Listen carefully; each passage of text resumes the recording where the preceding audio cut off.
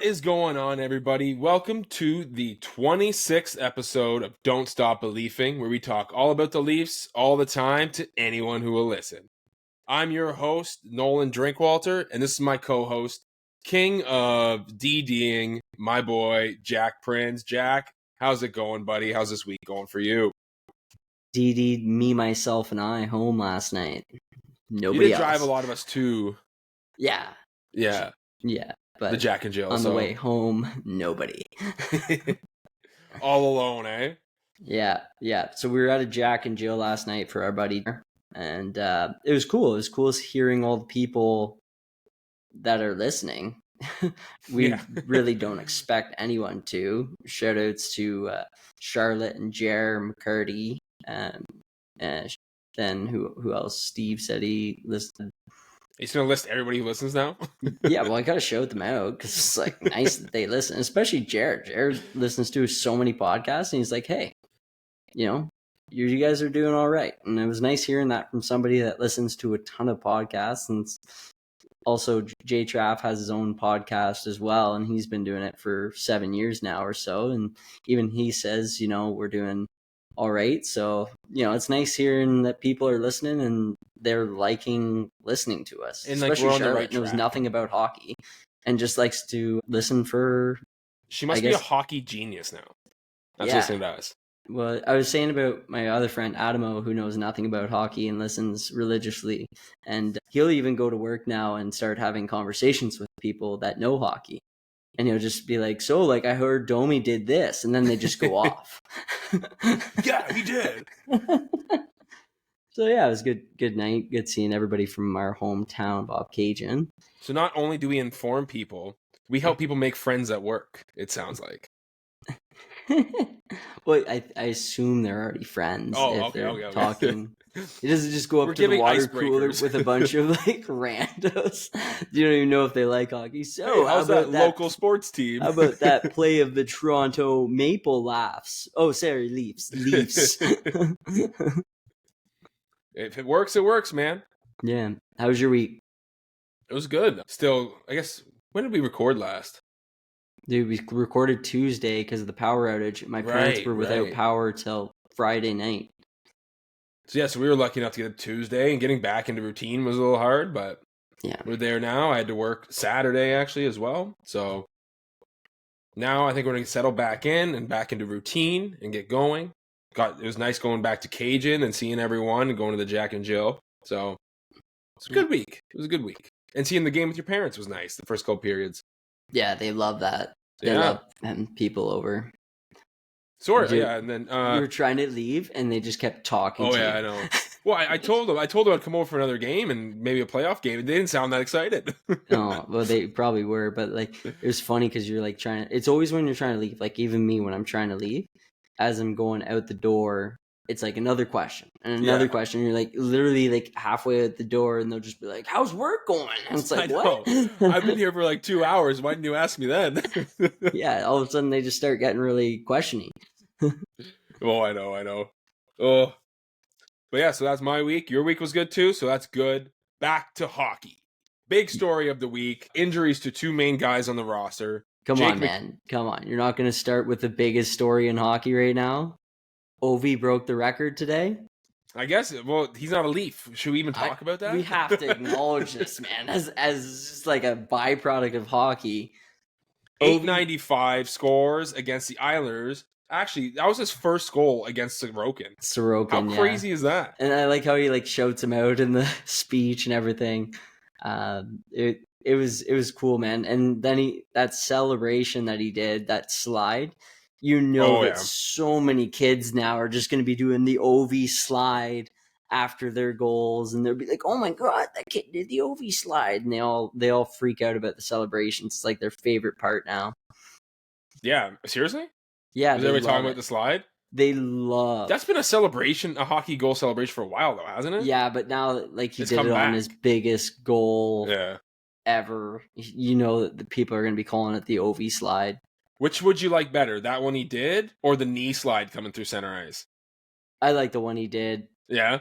Yeah, because the knee slide, everybody does the knee slide. This was... The double knee slide? The Theo Fleury did? Yeah, again, it's already been done. This is not like a regular celebration that you see every day. So, and you can just see how genuine it is too, and like just pure, just so fired up. Yeah, and I guess people had questions about whether you would have not liking the ceremony breaking up the game.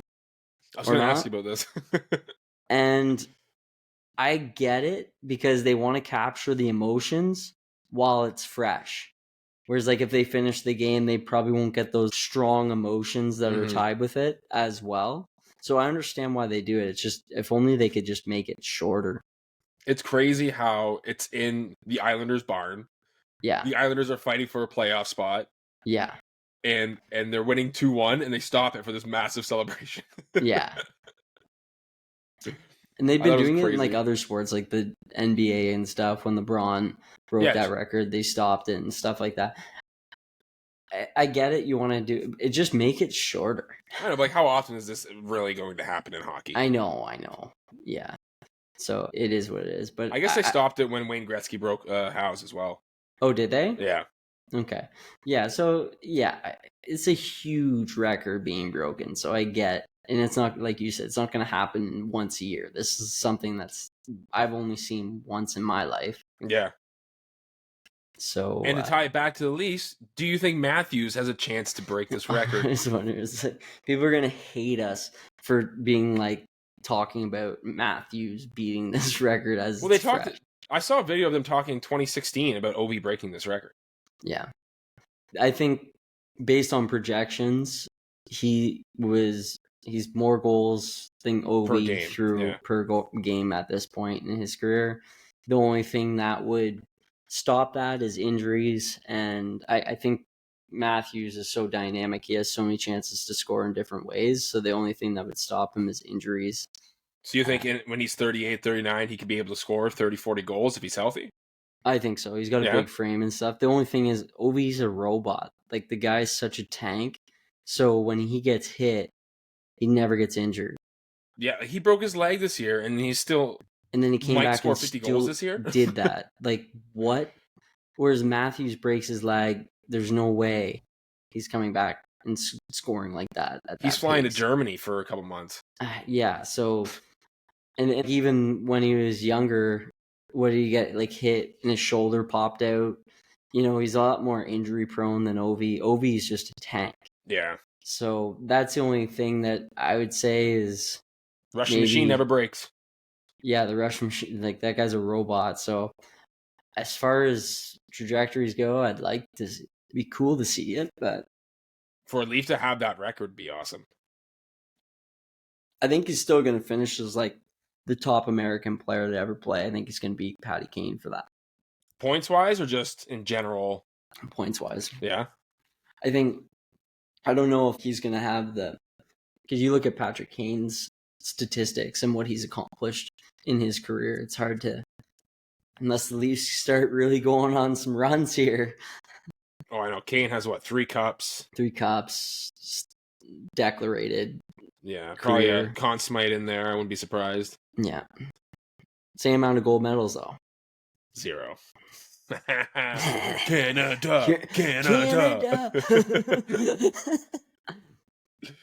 We start chanting that everywhere we go. Well, we did that at concerts, right? Whenever like they mentioned like Canada, we're great to be back here in Canada. We're like, woo, Canada. That was actually, I just saw a video of that the other night. There's 2 Americans playing at the Ricoh Coliseum, and they just mentioned Canada. I was like, woo, Canada. Did that at a country concert, Dar and I, one time. Just like whenever she mentioned Canada, she was American. And we're just like, woo, Canada! And she just kept laughing at us because it was like a smaller venue. So it's very like, yeah, she could hear you guys pretty well. Look at us and be like, what's wrong with these guys? It's a quiet place. Keep it down. But yeah, so going on to my big story of the week now. Screw your story. Injuries to 2 big guys on the roster. Jake McCabe, David Kampf were both injured in the Florida game. Both undisclosed injuries that we don't know about. They're both day-to-day. It was hard to even see in the game where they got injured. Like, we know when they left, but we couldn't really tell how they got injured. So very hush-hush right now to what's going on. But as Berube is day-to-day all the time with everybody's injury, no idea when they're coming back. Yeah, and especially with playoffs on the go here soon, they don't want to disclose anything. Do you think McCabe, when he hit that ref? I don't know. Well, I thought he looked fine because it looked like he was huddled around the ref. He was helping the ref. Yeah. But then later on, it looks like he got hit into the boards in the last minute. Fell into the boards, and he went off after that. So, David Kampf, it was off a face-off. He looked like he was hurt. So, then he got off the ice. Yeah, bizarre. Sometimes those are the worst ones, too. Yeah, I know. Like the non-contact injuries, yeah. Yeah. They can be the worst. Yeah, so who knows? So, Robertson will slot in for Kampf. On the fourth line, and Myers will play for McCabe. So the two guys coming in and who played in the Columbus game, and they won 5-0 against them. So maybe we don't need McCabe in camp. Maybe not camp. We need McCabe. Oh yeah. So yeah, we'll go on to the games. First game of the week, Florida. Leafs beat them 3-2 in a barn burner. But the Florida's kind of depleted team. They were missing Barkov. They were missing Tkachuk. They were missing Ekblad on defense. So that's 3 big parts of their team. But still, that doesn't mean the rest of the team is crap. It's still a team that won the Stanley Cup. Yeah. So they squeak out a win against them, and I thought actually it was a good game they played. The top 2 lines, Matthews' line and JT's line, they dominated their ice time, I thought. And they outplayed them. Those 2 lines scored all the goals. And the third and fourth line were just they're net positive, I guess. I think all 4 lines have been playing great hockey going in the last 2 games. Oh yeah. Well, they're 8-1-1 in their last 10. Yeah. The team, everybody's kind of clicking at the right points right now, and it's nice to see. Oh yeah. With so it's 2-0 this week, 3-0-1 last week, and then 3-1 the week before. Yeah. So crazy how they're stepping it up at the right time. Yeah, stepping it up at the right time, which is what you want to see. Playing better defensively, lower goals against this week. Yeah, one was a shutout, Jack. Crazy what you can do with a little bit of rest between your games. Yeah, right? And a proper schedule and not fitting 4 or 5 games in a week. Don't worry, that's next week coming. That's this week coming up. More back-to-backs. Oh, God. Yeah.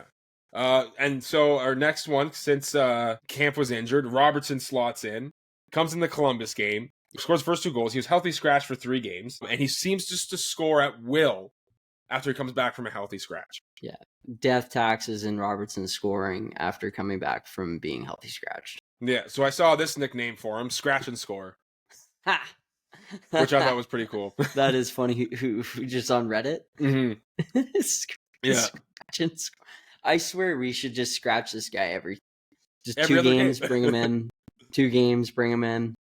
Scratch him for the first 6 games, and if it goes to game 7, put him in. Guaranteed change the momentum. Yeah. Or any sort of elimination game, put him in. Yeah. We'll get a couple goals right out of him. But then we'll have to scratch him the next game. And what if that's an elimination game, Jack? Scratch him. He's proven he can't do twice in a row. So it's wild. I don't understand players like this. It just seems like I can't remember a time when he didn't score after being scratched. Yeah. Because it even happened last year. Yes. When he come back after Keith scratched him. Yeah. Score a goal. Remember that Dallas game really well because he came back and just scored the OT winner. OT winner. It's like, okay. And then you're like, oh, we should have him on the ice all the time. Like, you should be playing every game. But and then next game happens, you're like, no. Yeah. And I do want to talk about Holmberg on that first goal because this is my whipping boy this year for the Leafs. And I'm usually pretty down on him. And I do think he's playing very well in this fourth line. And the play he made, it was just a small, smart pass to Robertson there on that first goal. And it's just such a quick play, a quick thought, a quick pass that he does. And it's just such a smart play to me. And I just want to give him his praise because on this fourth line, he has been playing amazing. He's been so good. You can't fault him. On the fourth line, he belongs there. And he actually outplays most of his matchups on that fourth line. And so I want to give that fourth line, all of them, some props, because Lorentz, big fight in the Columbus game against, I don't know, wasn't it Curly? I don't know. Forget. Screw Columbus. Big shoving match in front. Lorentz is not known as a fighter, I don't think. No. And I thought he did well, and it was actually a decent tilt between them. And then the other fight that night, Benoit and Matthew Olivier, who right now people are saying is the undisputed champ in the league. And I think Olivier asked Benoit to drop the mitts because his team was down and he wants them to... It was like a momentum changer kind of fight. Yeah. And Benoit obliges this because I guess he's insane or he is courageous as shit. I don't know yet. But you can tell Olivier was holding back in that fight because I think he could have pumped him. But he was just giving him the respect because Benoit gave him that chance because he know, like he dropped the mitts with him. Yeah, he gave him that respect back. So yeah, I like to see that. Again, the game within the game. A lot of people don't understand the code there, but there's a lot of respect in the game, and I love that part of hockey. Yeah, and I've been looking around, and Olivier's known as like a classy guy, even though he's like the biggest fighter. And he's like a really clean player. He's actually a good hockey player too. Yeah, like, he scores more goals than most enforcers do. Yeah, I think he's like a 20 goal scorer. Yeah. So I kind of want him on my team. So we were talking about players that we want on our team. That he's one of them. He's one of them. I want them to trade on to. He's not dirty at all either, which is amazing for a guy like that. He doesn't take too many penalties, so he's not like a negative. Other than fighting majors. Yeah, other than that. But you're taking a guy with you usually, right? Yeah, true. So I just want to give my praise to that fourth line. They dominated that Columbus game, and Robertson again just scores at will after being scratched. I'm so happy with our lines right now. I really am, and I think there might be some small tweaking before we go into playoffs, but I'm really happy with our lines right now. And I think we know what those tweaks will be. It'll be Hakanpaa and Pacioretty coming in. Shut up. Because I was thinking about this, they can send Hakanpaa down to the AHL as a conditioning stint, get him ready for action to come back for game one. Then he'll have some pro games under his belt. Yeah, okay. And they might be able to do the same with Pacioretty. I don't know how long he's been out. Okay. Yeah. Do you want to release the poll results right now? I want to do it at the end, but yeah, let's do it right now since we're talking about it. Yeah. So what are the poll results? I want to be surprised. I haven't seen them yet. Okay. So the poll result... I'll let you talk. Yeah, so the poll results we got are... For what? So this is if Hakanpaa and Pacioretty should play game one of the Stanley Cup playoffs. Someone just voted. Because now we got 7 responses. I texted my girlfriend to vote for me. No, I'm just kidding. 71% in favor of Jack, 29% in favor of Nolan. So 71% saying Hakanpaa and Pacioretty shouldn't play the first game. Yes. Oh, damn. And not to mention, I've had other people tell me in real life. No, that doesn't count. That doesn't count. If it's not in the poll, it doesn't count. If it's not in the poll, it doesn't count. Because I've had people tell me that they should be playing. What are their names? Bob. Bill. Yeah, Bob and Bill, obviously. Bobby. Joe. So I think I won this one. No, a lot of people think you wait to use them as a momentum changer in the series. So you really got to them with what you said? Yeah. All right, fine. I'll concede for now. People were also chirping me for not giving you any time of day on when you were talking, just being like, nope. Yeah, nope. I know. I don't think you know what a discussion really is, Jack, do you? Yeah, they're like good discourse. I'm like, you're as stubborn as a mule. I'm like, yeah.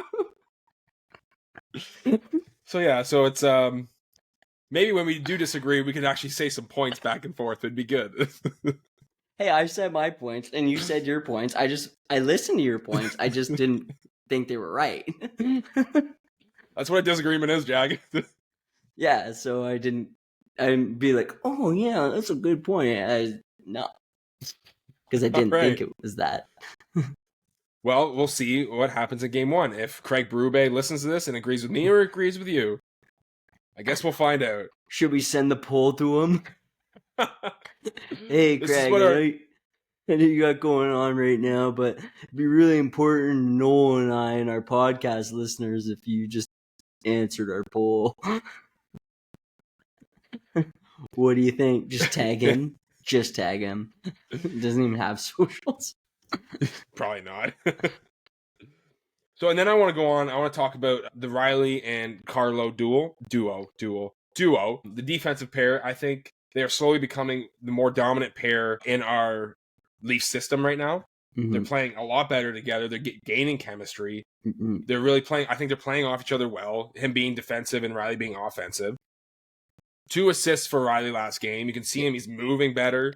He's getting more confidence. He's jumping up more because he knows that Carlo's got his back on D.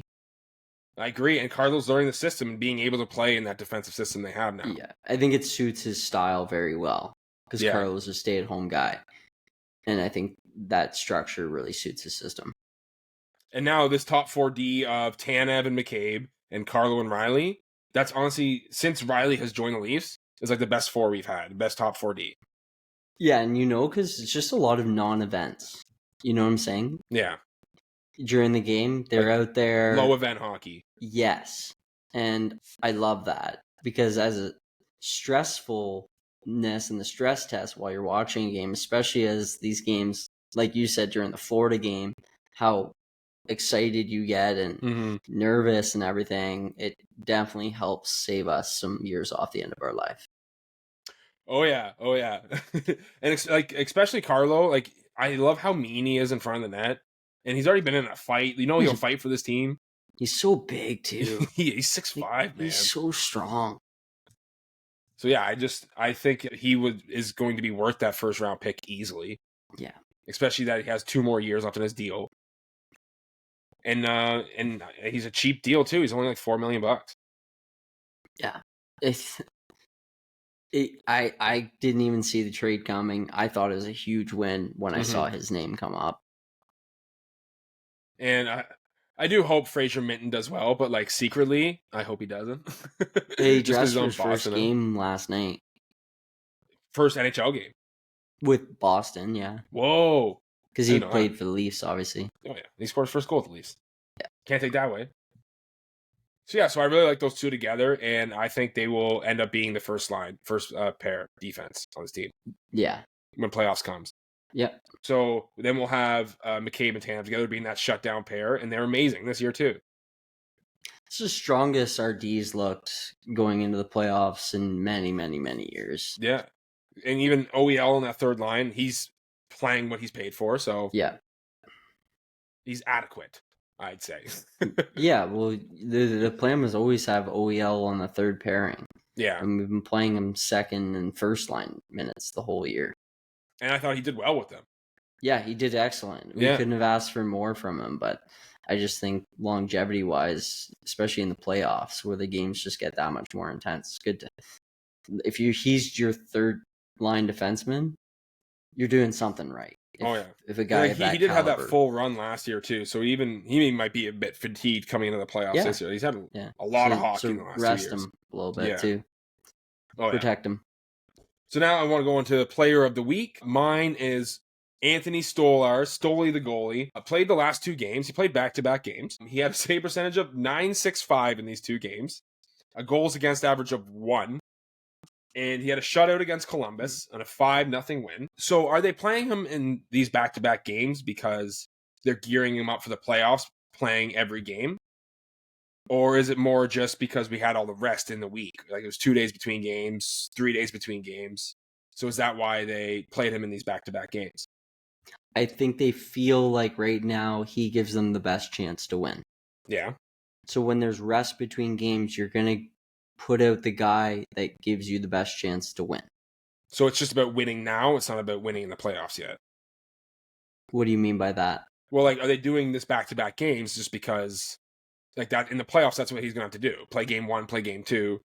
So he's going to have to get used to playing every game. Yeah, I think as long as there's rest between, you put out the goalie that's playing his best hockey right now. Yeah. And that's clearly Stolarz. Oh yeah, so you would say he's the starter right now. He's the starter right 100%. Now, and until again you lose in the playoffs, we already discussed this. Then you change it up if he has a bad game or something, because Wall is very good too. But I think right now he's earned that spot. Yeah, and in that Florida game, did you see him do the reverse Avery? Our player was behind the net, and their player was in front of him. So our player behind the net had the puck, and he was just putting his glove in front of his face, blocking him from seeing. Oh, nice. Yeah, he's funny. He's a gamer that way, and he made some saves at the start of that game against Columbus that definitely saved us. Oh yeah, he kept us in it. And in the second period at Florida came out strong, and like they dominated the Leafs, and he was able to like quell that storm. Just moves so well for such a big body. Oh, his east-west is insane. It's insane. Ability for his ability to get set on an east and west shot is insane as well. That's what I mean. Like for such a big guy, it's impressive to watch right now. I feel very comfortable with him in that. Oh yeah, me too. I think he's definitely earned that spot. It'd be interesting to see what Wall's next start looks like, because as long as the boys don't sewer him, because it's like a back-to-back, and because he's got proper rest now. Yeah. So it'd be interesting to see how dialed in he is. So the next game they play is on Tuesday against Florida. And then it's a back-to-back against Tampa the next day. So they're going to Florida. Yeah. For a road trip. So you know what that means, Jack? They're going to be wearing sandals because they're at the beach and they're on vacation, and everybody wears sandals on vacation. Man, it's a great feeling. So yeah, and then they have another back-to-back on the weekend, Montreal and Carolina. So which game do you think Wall slots in for in those four? Wall's. Who's played against Tampa a lot? Wall? Like, Wall's been good against Tampa, no? Yeah, well, he's just been good in general, though. So you probably put Stolarz in against Florida again, because he won against them last time. And then put Wall in against Tampa, because he's been playing...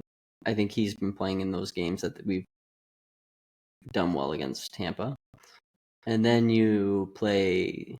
Stolarz against Montreal on the Saturday? I wouldn't say Stolarz against Montreal. I'd rather put Wall in against Montreal. Yeah. So give Wall the back-to-backs, and then Stolarz plays against Carolina. Mm-hmm. It's Tuesday, Wednesday? Tuesday, Wednesday, Saturday, Sunday. Yeah, that's enough time. I'd put Wall in for Montreal. Yeah? Yeah, just a little... I'd do it too. Yeah. I agree with you, man. I agree with you. Hey, look at us agreeing just this week, eh? So who is your player of the week? It's tough because I've been loving the way Nyes has been playing. Did you see the interview with his shirt off? No. Dude is a tank, man. Holy crap. He's doing the Willie now. How can you not? Shirt off interviews. Yeah. Oh, man. Yeah, I've loved his game.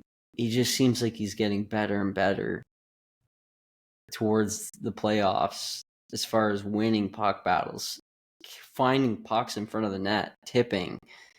And then like that goal against Florida, geez, like big goal at a big moment. Mm-hmm. But Nylander had 2 goals and an assist this week, and he's been dancing, and very impressed with the way that he is being so patient with the puck.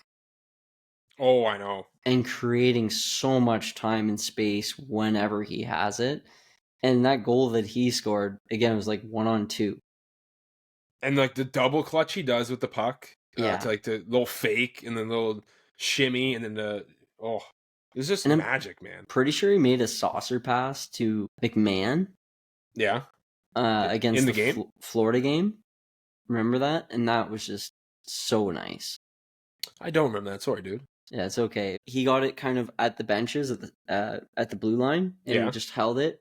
And then McMahon was flying through, and he just sauced it perfectly and gave McMahon a breakaway, a little like partial break. And McMahon just shot off the score. Nylander, your player of the week? I'm going to go Nylander for that. He's just he's driving his own line. Nyes and Matthews and Marner have been so good together, but they have a lot of help. Whereas I feel like Nylander's a huge driver of his line last week. Tavares wasn't as dominant as he was weeks before. He's still very good, but yeah, he scored in the Florida game. Yeah, I know, but he's just Nylander was the difference maker on that line. Oh yeah, for sure. I think, and that guy's a goal scoring machine though. Tavares this year. Holy! I thought you were going to talk about Nylander. Nylander's also a goal scorer, second in scoring now. Yeah. And so, speaking of his gotta give it to Nylander because even his assist to JT I love that goal. That's my goal of the week, actually. Oh yeah, the fake clap. You talk about it, yeah. Yeah, so Nylander gets it off the rush over. It's kind of like a scramble play. McMahon and JT, they had to win some puck battles to get it over to Nylander, but the puck just perfectly ends up over to Nylander, and Nylander does what you look like 1T. And it was such a slow wind up too. Yeah, it looked like he was just shot it, and then you look at the replay, and it was this perfect clap pass to JT, who just tips it perfectly. Oh yeah, it's just a great goal. It was a beautiful JT's tip in front. You can't say anything wrong with that either because that'd be so hard to do. That puck's coming so fast. Yeah. And to beat Bobrovsky, great goal. Yeah, because he was playing well that game. He's always playing well against the Leafs. Yeah, and so what are the goals they beat him on? Or impossible. You have to those are you can't stop those pucks goals. Yes. But yeah, so since Nylander's your player of the week, I got a little stat here. With his goal in the Columbus game, the second one, Nylander moves past Wendell Clark for sole possession of 9th place in the Leafs all-time goal scorer. Nice. It's crazy. These guys could be 1, 2, 3 at the end of their careers. Oh, I know. Or, not even at the end of their careers, at the end of their contracts. Well, I think Nylander will be end of his career, end of his contract. He'll be 38, won't he? He'll be a lot older. Is he 30 now? Nylander? Yeah. He's got to be up there. He's up there, but he's not 38. But I'll talk about my goal of the week then. The Nyes breakaway in the same Florida game. Marner makes this amazing pass from our own end, a saucer pass that Nyes is able to pick up and get a breakaway with, and is able to beat Bobrovsky on the breakaway. Actually, he didn't really beat him post off Bobrovsky and in, but still he makes that, and it's the game-winning goal in a big game and the defenseman's right on him. And Nyes is just having that finish this year. This 26th goal of the year. He always plays good against the Florida teams. Loves Florida. Oh, he hates them, man. So he just seems to be a gamer against them, which is good because we're probably going to see them in playoffs at some point. Yeah, and that pass by Marner, chef's kiss, unbelievable. Yeah. So he's having that was his 69th assist of the year. Nice. So since we're talking about matchups in the playoffs, Tampa, Florida, or Ottawa. Do you want me to tell you Willie's age before you go? Yes, 29. As of May 1st, he'll be 20. He's 28 right now. He's 1996. Okay. So his May 1st coming up in the playoffs. He'll have his birthday and turn 29. All right. So, Tampa, Florida, or Ottawa? Do you think there is an ideal matchup here out of these three teams? It is? Yeah. I want Florida teams to play each other and beat the bloody piss out of each other because both those teams are so high skilled still. And the Ottawa's shit rats. Just, yeah, exactly. Let them beat the shit out of each other in the first round because you know that both those teams, what kind of style they play in playoffs, and it's hard. And if they play each other first, because they have all that energy, it's the first round, let them. Not just hard, dirty. Yeah, they're both in between whistles, all the extracurriculars going on. Yeah, I don't want to deal with that. Ottawa's going to do it. You got Brady, Kachuk there and stuff like that. But Ridley Greig? What the fuck is his name? Yeah, Greig. Greig. But asshole. The high-end skill on Ottawa is not that of Tampa's or Florida's. Yeah. And they have Nick Cousins, too, on Ottawa. Yeah. Yeah, so there's going to be dirtiness. Like, it's going to happen regardless in this huge series, playoffs, whatever. You're going to get rivalries and whatnot. But I just don't think the high end skill is of a match of Florida's or Tampa's. No, I don't think so. And it's going to be they're going to be green in the playoffs too. It's the first time they made playoffs as this core for Ottawa. So yeah, so a lot of their guys won't have that patience. They'll be nervous, less confident with the puck, all that sort of stuff. Yeah, I agree. I like the storylines too of the Battle of Ontario. Oh, it's always a great game too. Yeah. Usually, the hasn't been this year. Leafs are haven't won a game against Ottawa this year yet. Yeah, perfect time to change.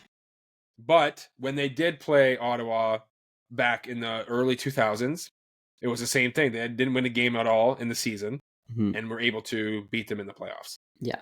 So let's hope history repeats itself. Yeah. But I definitely think Ottawa is the easier matchup. That's why it's so important to clinch that first in the division. Oh, 100%. And right now we have a 4-point lead over Tampa with the same amount of games played.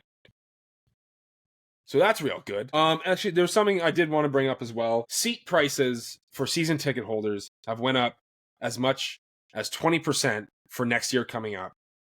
And it's brought up a big stink with everybody who wants to watch these games because it's getting so hard to afford one when you were just a fan and want to see these guys live. You're going to have more times where Matthews goes out and says, "Where's our fans?" Remember he called the fans out after being too quiet. For being too quiet?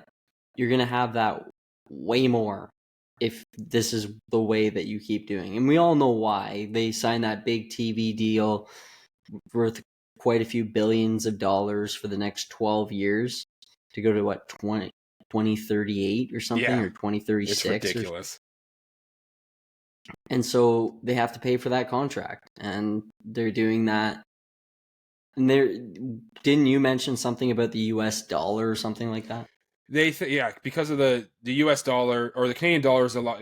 They think it's going to drop next to the American dollar, and they pay all their players in USD instead of Canadian, and all the money, the revenue they make is in Canadian dollars. Mm-hmm. So to make up that discrepancy, they got to charge more for the seats, which I don't think is necessarily the right move to do, because you're ruining the product by not having the arena or the rink having the same atmosphere that you want in the game.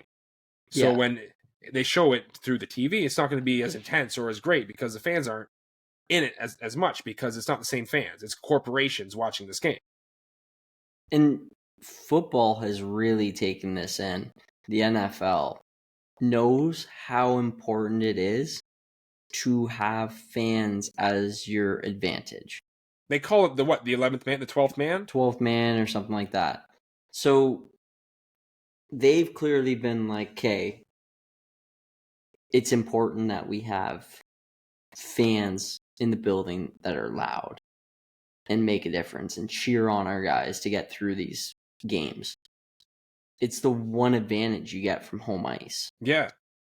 And you're just going to squander that by selling out to the corporations to make.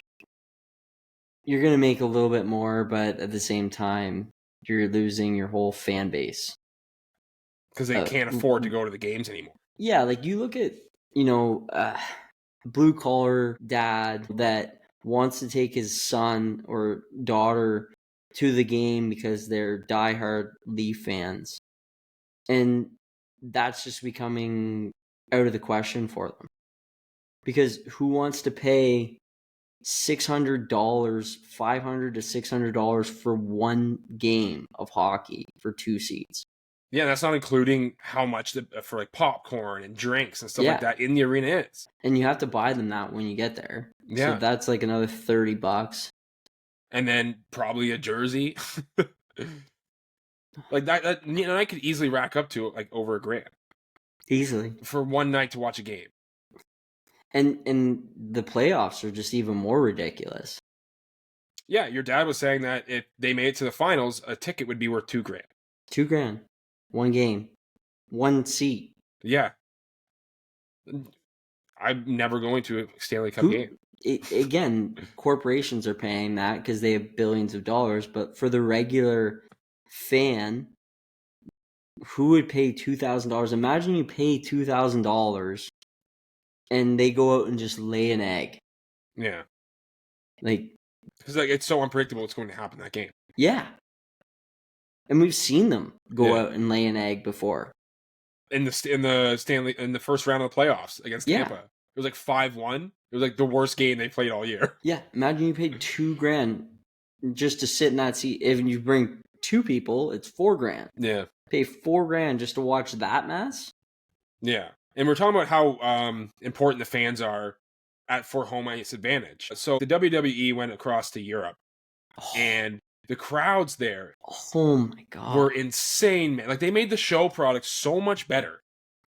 Those promos were so much better with the fans' interaction. It gave me goosebumps. It was magical. Yeah, and then so at a Leafs game, we're going to have this dull and silent crowd while the Leafs are maybe playing a great game, just because these people that are there, they don't cheer. They don't cheer. They don't need to. Some of them aren't even in their seats because they're doing deals somewhere else because these corporations are just buying these seats. Yeah, it's a major problem. And now what's affected most are the cheap seats with these new raises in prices. Yeah, it's like, don't touch the cheap seats. That's going to make hardly any money. Just put another $2,000 on the bottom seats. Those corporations, they'll just write it off. They don't care. That's like $5 to them. Yeah, and market as like exclusive seats. Yeah. And they'll love it. They'll eat it up. Oh, they'll eat it up. Oh yeah, nice. Just come to my seat in the lower bowl of the Leafs game. We'll do some business. You sound like a really good business guy. I'm a trustworthy business guy. That's why. It's the smile, Jack. I got to turn the light on because it's getting like really gray. It is getting dark, man. Look at the blue now. Whoa, man. You look vibrant. I know, right? So that just hits me the wrong way. I wish not everything was about money and it was more about wanting those fans, like loving the game, I guess. Because it feels less and less like that every year. Yeah, and that's the unfortunate thing about today. Our society now is so many things are about money. And it's nice when you're in a position where you don't need the money, which the Leafs are, because then you can focus on product. Like, there's some companies I know that focus on product first and experience. And because of that, they're authentic and they make a lot of money. Yeah. But they haven't cheaped out, essentially, because they know they're going to make a lot more money if they cheaped out on something. But it just makes the product a lot better. And it's cool to see those companies, and it makes you kind of believe kind of in humanity and people first, businesses and stuff like that. Look at the owner of Ottawa, who just bought the company, or not the company, the team 2 years ago. Mm-hmm. Do you remember his name? No, I don't. Well, he's a good guy, though. He's a huge fan. So he owned part of Montreal Canadiens. He wanted to own a team because he's a huge hockey fan. And he was able to turn that team around in 2 years, and now they're in the playoffs. And they haven't been in the playoffs in how long? Yeah, and he's really advocating for them to get a new arena downtown. Which is what they've needed instead of being 20 to 40 minutes out in Canada. Yeah. So, like, that's someone who loves the team and wants them to do better and wants those fans there. And, like, look at Utah. They made their prices for all their food inside less than $5. Yeah, because he's like, you're bringing your family to the games. We want you to be able to afford it. Yeah. And I just love hearing that stuff because these guys have so much money and now they're just trying to give back almost, essentially. I know. And now with Larry Tannenbaum, who is part owner of the Leafs, is planning on selling his shares to Rogers, and Rogers is going to own 95% of the Leafs. Yeah. And so there's a giant corporation owning them. Just giant corporation owning them. They don't give a shit. They just care about their making profits for their next quarter. Yeah, their bottom line. Yeah. Yeah. It's a sad thing, but maybe eventually things will change and swing the other way. There's always hope, I guess. Yeah. The only good thing is we get to watch on TV, and it's a good team to watch on TV. Yeah. I'm good watching the games from home. Yeah. Well, if it gets too expensive, we might be. Yeah. So, do you have anything else you want to talk about? Let's see if we can leave on a positive note. All right. What do you got? There's got to be something here, Nolan. Not from my end, buddy. So the Leafs are going to go to Florida. They're going to be more tanned because they're going to get some sunny D, and because we're not getting as much sun. We got sun today, but it's not as nice there. So the players will get some nice vitamin D. They'll be all tanned up, so they'll look better with their shirts off after the interviews. And I like watching those interviews. And then there we go. All I know is Nye should have a shirt off more often. There we go. So we're petitioning for more. Big, I like the Ottawa. thick, hard. I like the Ottawa Senators. Nice. Remember when they used to do the on the bike interviews after the game? Oh yeah, that was like hilarious. Maybe you can get something like that going, but like our own thing, not on bikes. It's like something else, like a row machine. How do we get credentials to go into the Leafs arena? Some reporter credentials. I think if we talk the right way and like maybe grease a few palms. I don't have that kind of money. You ever greased a few palms, Nolan? I have not, dude. So you're gonna take the lead on that one. Just grease a palm and then, sir, this is a $20 bill. What are you doing? Oh, you want less or more? Less. But don't be shitty. Maybe you shouldn't take lead on this. Yeah, just don't be shitty while I'm greasing the palm, though, man. Like, don't be like, "Oh, is he greasing you? Is he greasing you? Is that what he's doing?" And it's like, dude, man, shut up! I'm trying to grease a palm over here. The word grease is becoming dirty the way you keep saying it, man. I don't like it. I don't like this at all. Wait, you don't grease palms, Nolan? Oh, stop. All right, well, see, I think we're done now. More positive. So if you listened to us this long, thanks for listening, and I hope you enjoyed this episode. And for the week ahead, I hope the Leafs do a lot better, and to play hard and have fun. Week ahead, go out there and grease a few palms. Don't... Tell us how it goes. Yeah, sure, why not? Play hard, have fun. Play hard.